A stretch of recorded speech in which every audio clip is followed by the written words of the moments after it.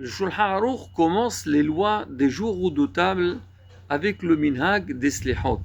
Il dit Nohagim laqum be'ashmoret.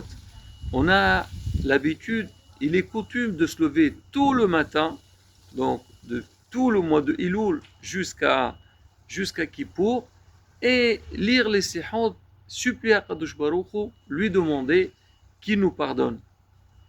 Sur ça, il y a un grand admour, il a dit, le Shulchan Aruch, sur cette règle-là, cette halakha-là, il a changé un petit peu. En général, il ne parle pas de minhagim, Shulchan Aruch. Il donne l'halakha, il tranche, il dit, il faut faire telle et telle chose. Et ici, il dit, nohagim, on a l'habitude. Pourquoi il a dit ça?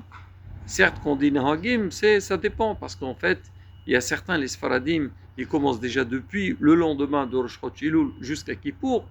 Certains que les 10 jours de pénitence, et d'autres ils commencent 4 jours avant Rosh Hashanah jusqu'à Yom Kippourim. Chacun et sa coutume.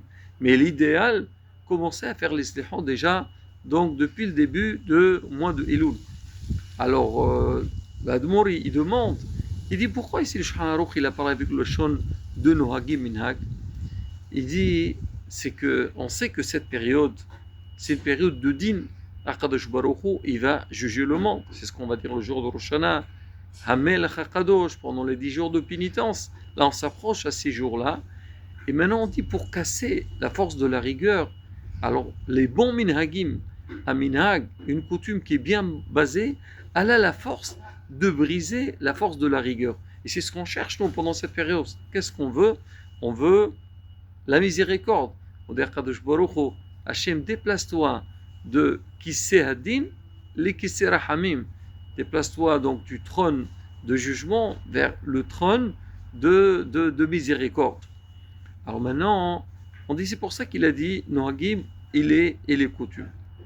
Maintenant, il faut savoir une chose, que même les horaires de la lecture des slihot, alors ils doivent être respectés.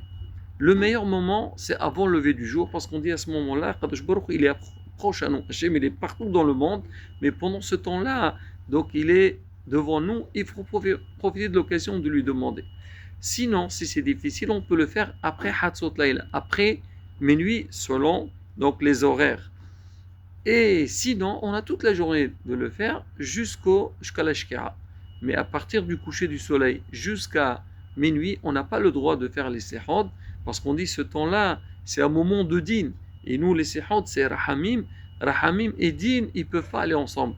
C'est pour ça qu'on doit nous renforcer, se lever tôt le matin et venir assister au slihot, prier comme il faut et demander à Kadosh Baruch